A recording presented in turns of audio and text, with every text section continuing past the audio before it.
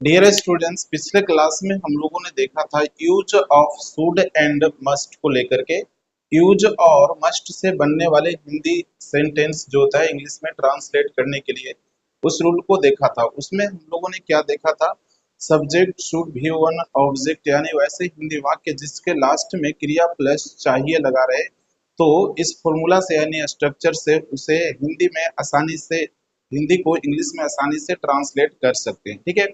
दूसरा जो देखा था हम लोगों ने, मस्ट का प्रयोग। मस्ट में सब्जेक्ट मस्ट भी वन ऑब्जेक्ट का स्ट्रक्चर देखा था।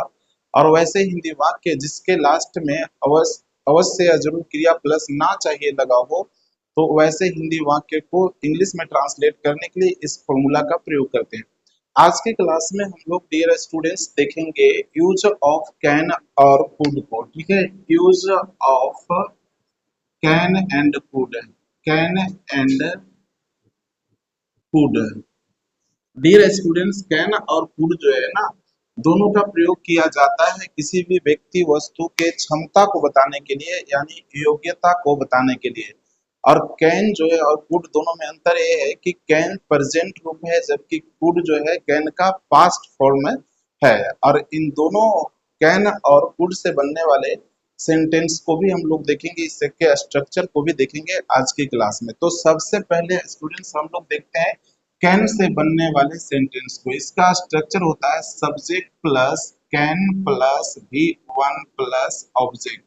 और डियर स्टूडेंट्स, वैसे हिंदी वाक्य जिसके लास्ट में क्रिया प्लस सकता है, सकता है, सकती है, सकती है, सकते हैं, सकते हैं, सकते हो, etc कमिंग आदि लगा रहे, तो वैसे हिंदी वाक्य को इंग्लिश में ट्रांसलेट करने के लिए इस स्ट्रक्चर का प्रयोग किया जाता है। स्ट्रक्चर है सब्जेक्ट कैन भी वन ऑब्जेक्ट। इस रूल का फ्लो करेंगे तो फिर क्रिया प्लस सकता है, सकते हैं, सकते हैं वाले आईडी वाले हिंदी वाक्य को इंग्लिश में आसानी से ट्रांसलेट कर सकते हैं। क्योंकि मैंने क्या बताया कि कैन का प्रयोग किया जाता है किसी भी व्यक्ति वस्तु के योग्यता को या क्षमता को बतलाने के लिए। ध्यान इसमें देना है कि 100% उसमें उस काम को करने की क्षमता हो, योग्यता हो। जैसे एग्जाम्पल देखिए, मोहन मोहन अंग्रेजी बोल सकता है। मोहन अंग्रेजी बोल सकता है, इसका मतलब क्या हुआ कि मोहन में अंग्रेजी बोलने की क्षमता है, योग्यता है। मोहन अंग्रेजी बोल सकता है, बोल सकता है। अब इसको इंग्लिश में ट्रांसलेट करना हो तो फिर कैसे किया जा सकता है? बिल्कुल देखिए, स्ट्रक्चर जो है ना आपके काम की है। मोहन जो यहाँ पे सब्जेक्ट है, तो मोहन हो जाएगा सब्जेक्ट मोहन, और यहाँ पे कैन जो है हेल्पिंग वर्ब के रूप में यूज करना है। Mohan can speak English. Speak means होता है बोलना। क्या बोलना है? English. Speak English. Mohan can speak English. Mohan अंग्रेजी बोल सकता है। इसको निगेटिव करना हो तो आसानी से नोट का प्रयोग कर देंगे। ठीक है। Mohan can note speak English, note speak English. इस तरह आपका ये नेगेटिव हो गया। आप इस तरह के पहचान वाले यानी कि क्रिया प्लस सकता है, सकते हैं, सकते हैं वाले हिंदी सेंटेंस के अंत में रहे पहचान, तो बिल्कुल इस तरह आप आसानी से चेंज कर सकते हैं। दूसरा एग्जांपल भी एक और देख लेते हैं। जैसे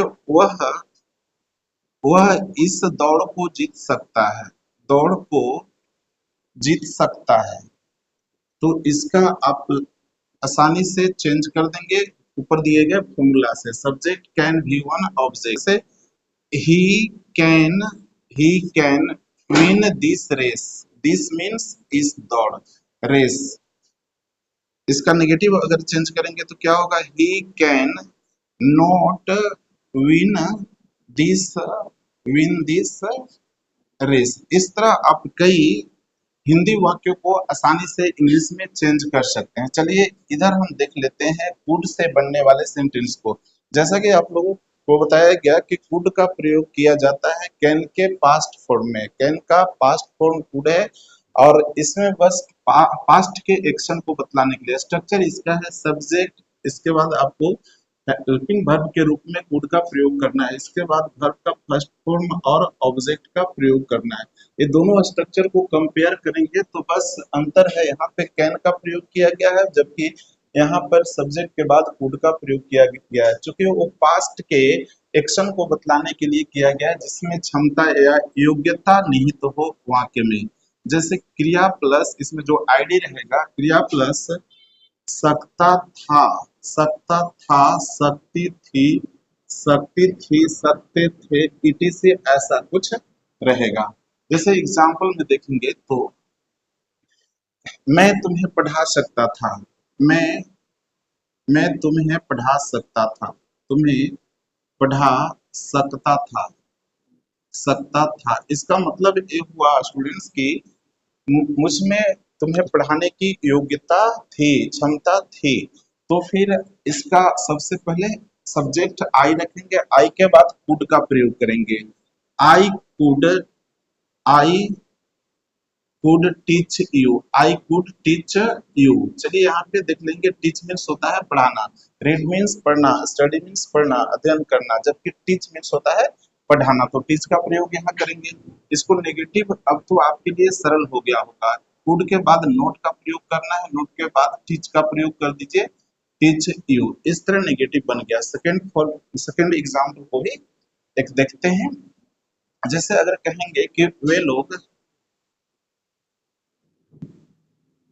लोग अंग्रेजी में बात कर सकते थे, वे लोग अंग्रेजी में बात कर सकते थे, बात कर सकते थे, वे लोग अंग्रेजी में बात कर सकते थे। क्योंकि उन लोगों में अंग्रेजी में बात करने की योग्यता या क्षमता थी, तो वे लोग के लिए सब्जेक्ट क्या हो जाएगा, इंग्लिश। दे कुड, दे के बाद कुड यूज करना है, यानी कि सब्जेक्ट के बाद कुड का प्रयोग करना है, स्ट्रक्चर में दिया गया है। बस आपको इन सारी बातों को आप समझेंगे तो दो चीजें आपको ध्यान देना है, स्ट्रक्चर का और उसका जो आईडी है उस पर ध्यान देना है। ये दोनों चीजें याद हो गया तो फिर आपको आसान हो जाएगा। There could talk in English, there could talk in English. Talk means होता है बात करना, ठीक है। इसका नेगेटिव अगर बनाएंगे तो they could not, there could not talk in English, there could talk in English. इस तरह स्टूडेंट्स आप आसानी से हिंदी को इंग्लिश में ट्रांसलेट कर सकते हैं। जैसा कि आप लोगों को बताया गया था फर्स्ट डे, जिस दिन हम लोग शुड और मस्ट का प्रयोग सीख रहे थे, उस दिन आप लोगों को फर्स्ट क्लास था स्ट्रक्चर के लिए। जैसे इसमें बताया गया है, फर्स्ट डे ही बताया था कि इसमें 81 स्ट्रक्चर्स दिए गए हैं और सभी जो है अपने आप में विशेष है। हिंदी वाक्यों को इंग्लिश में ट्रांसलेट करने के लिए रूल्स दिए गए हैं और उपयोगी है। एक एक करके हम लोग देखते चलेंगे। आज ट्रांसलेशन का दूसरा क्लास है, ठीक है। पहला क्लास में शुड और मस्ट देखे, दूसरा क्लास में आपको कैन और वुड देखने के लिए मिला, सिखाया गया, ठीक है। जिसमें आपको क्या बताया गया कि कैन और कुड का प्रयोग किया जाता है किसी भी व्यक्ति या वस्तु की क्षमता को बताने के लिए, जिसके लास्ट में इसका होता है प्रेजेंट में है तो सकता है, सकती है, सकते हैं, जिसके लिए कैन का प्रयोग करना है। जबकि अगर इसका पास्ट है तो क्रिया प्लस सकता था, सकती थी, सकते थे रहेगा और इसमें कुड का प्रयोग करना है। आप इसलिए हिंदी इंटू इंग्लिश कर सकते हैं। ये दोनों स्ट्रक्चर्स को आप अच्छी तरह से याद रखने की कोशिश करेंगे और मुझे उम्मीद है कि आप प्रत्येक क्लास को अच्छी तरह से करते जाएंगे। और प्यारे साथियों, अगर आप इस वीडियो को यूट्यूब चैनल नीलांबर पीताम्बर एकेडमी के में देख रहे हैं तो फिर लगातार इस यूट्यूब चैनल में बने रहिए और नए हैं तो चैनल को सब्सक्राइब कर लीजिए और दोस्तों को शेयर भी कीजिए ताकि इसका लाभ आपके दोस्त को भी मिले। फिर मिलते हैं अगले वीडियो में इसी तरह के इजिली हिंदी को इंग्लिश में चेंज करने के लिए तरीके लेकर के, सो सरल एग्जाम्पल के साथ।